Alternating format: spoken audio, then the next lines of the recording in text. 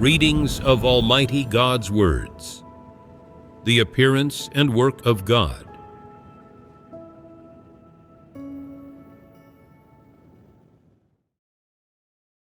Prepare sufficient good deeds for your destination. I have done much work among you, and of course, have spoken a number of words as well. Yet I cannot help feeling that my words and my work have not entirely fulfilled the aim of my work in the last days. For in the last days, my work is not for the sake of a certain person or certain people, but to reveal my inherent disposition.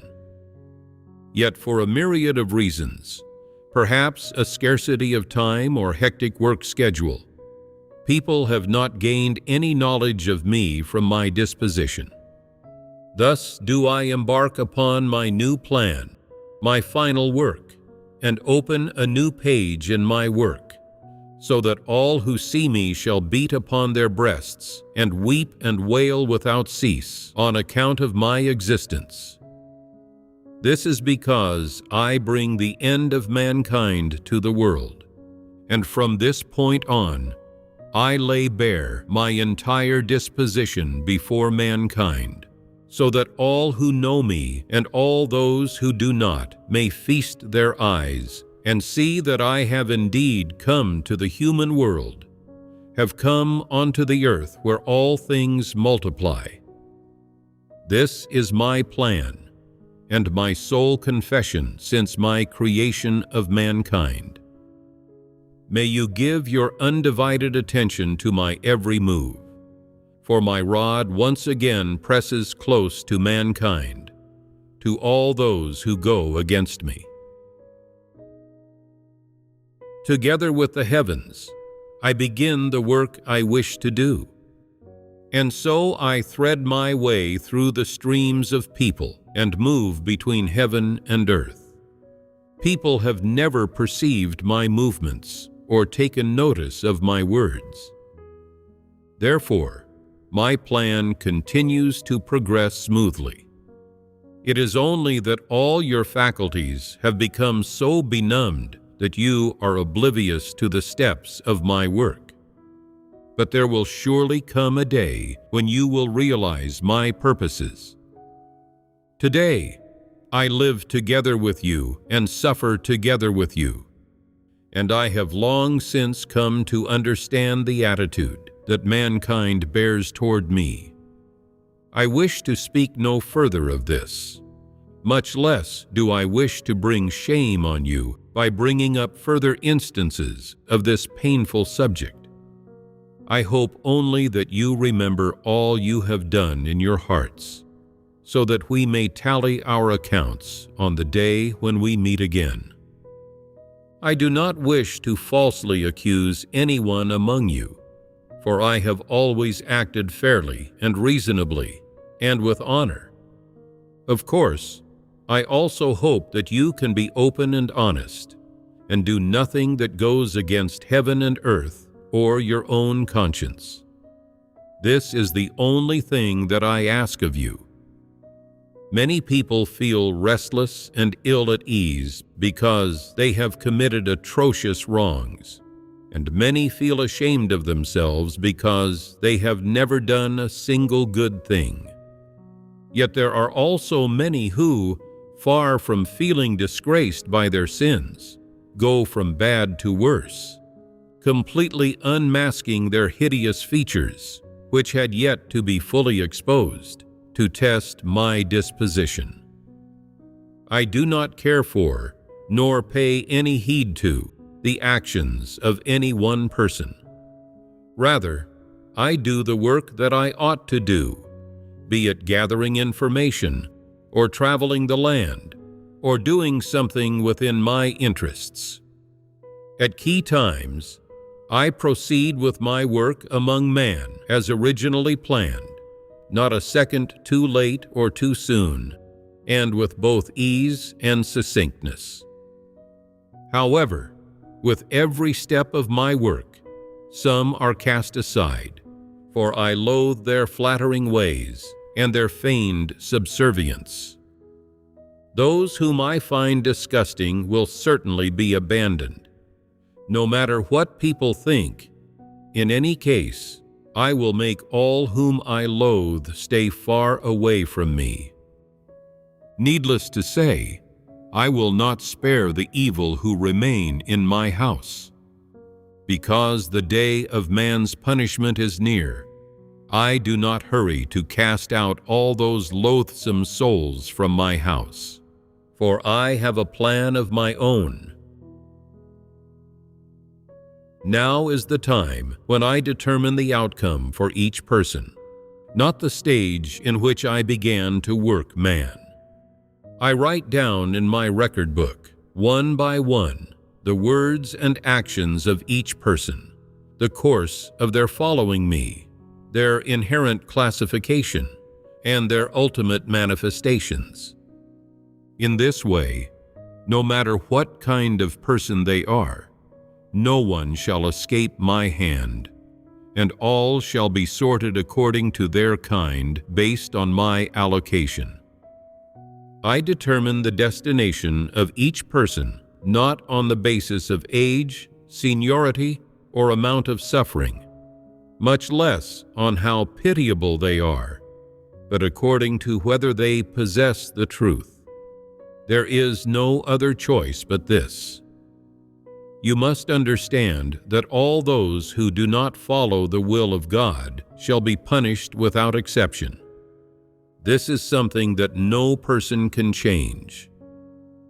Therefore, all those who are punished are so punished for the righteousness of God and as retribution for their numerous evil acts. I have not made a single change to my plan since its inception. It is simply that, as far as man is concerned, those to whom I direct my words seem to be diminishing in number, as are those of whom I truly approve. However, I maintain that my plan has never changed.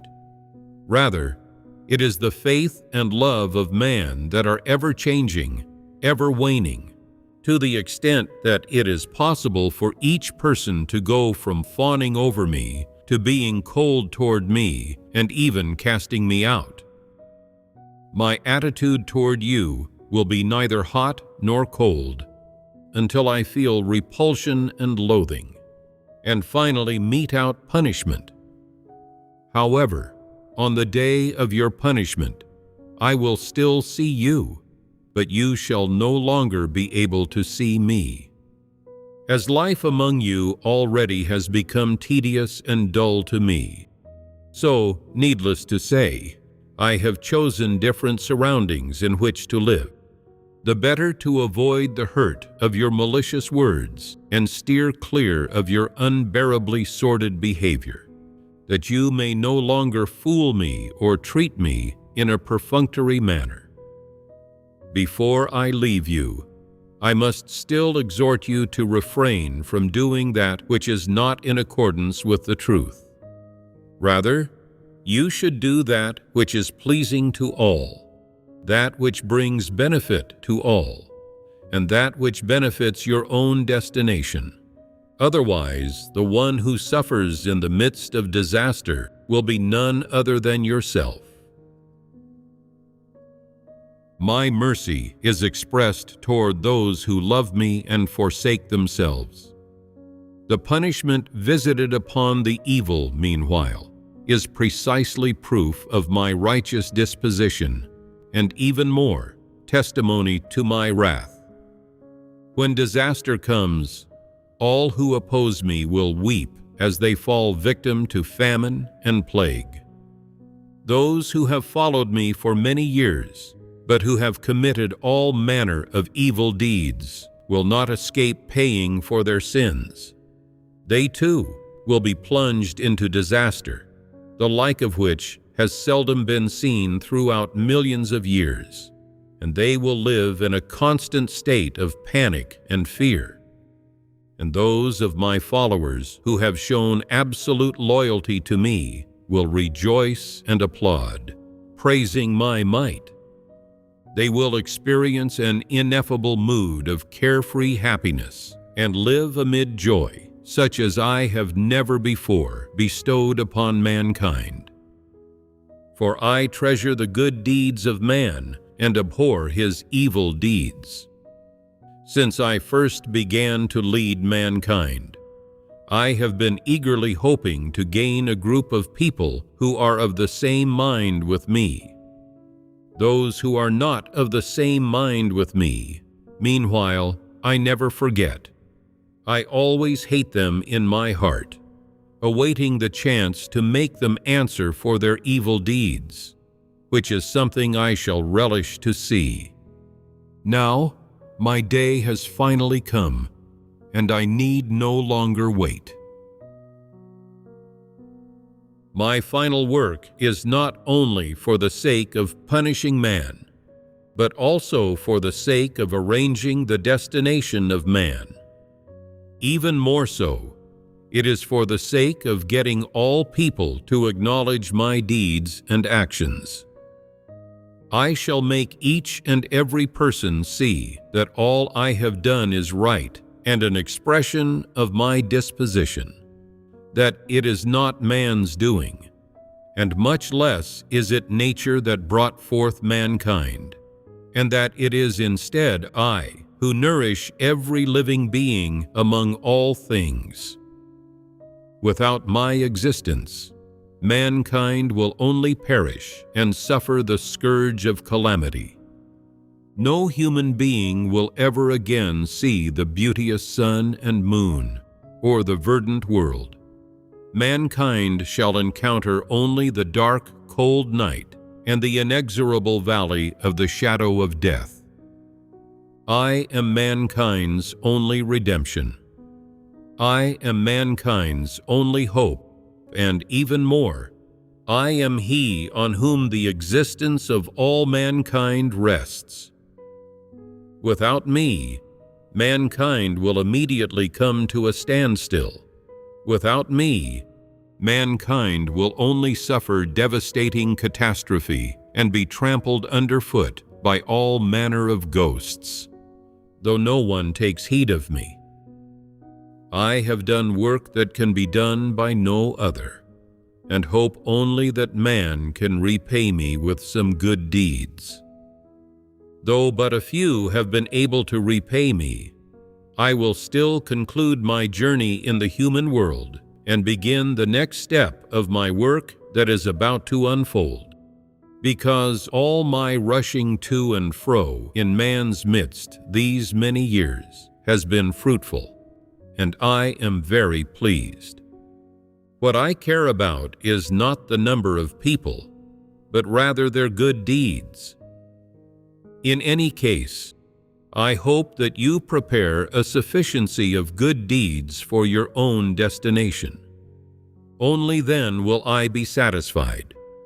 Otherwise, none of you can escape the onslaught of disaster.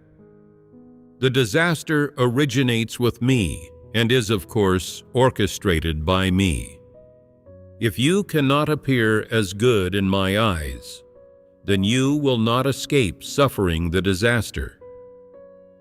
In the midst of tribulation, your actions and deeds were not considered entirely appropriate, for your faith and love were hollow, and you only showed yourselves to be either timid or strong.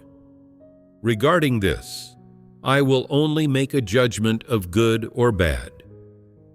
What concerns me is still the actions and deeds and all the manifestations of each one of you, on the basis of which I shall determine your outcomes. However, I must make this clear. Toward those who showed me not the slightest loyalty during times of tribulation, I shall be merciful no more, for my mercy only extends so far. I have no liking, furthermore, for anyone who has once betrayed me. Much less do I like to associate with those who sell out the interests of their friends. This is my disposition, regardless of who the person may be.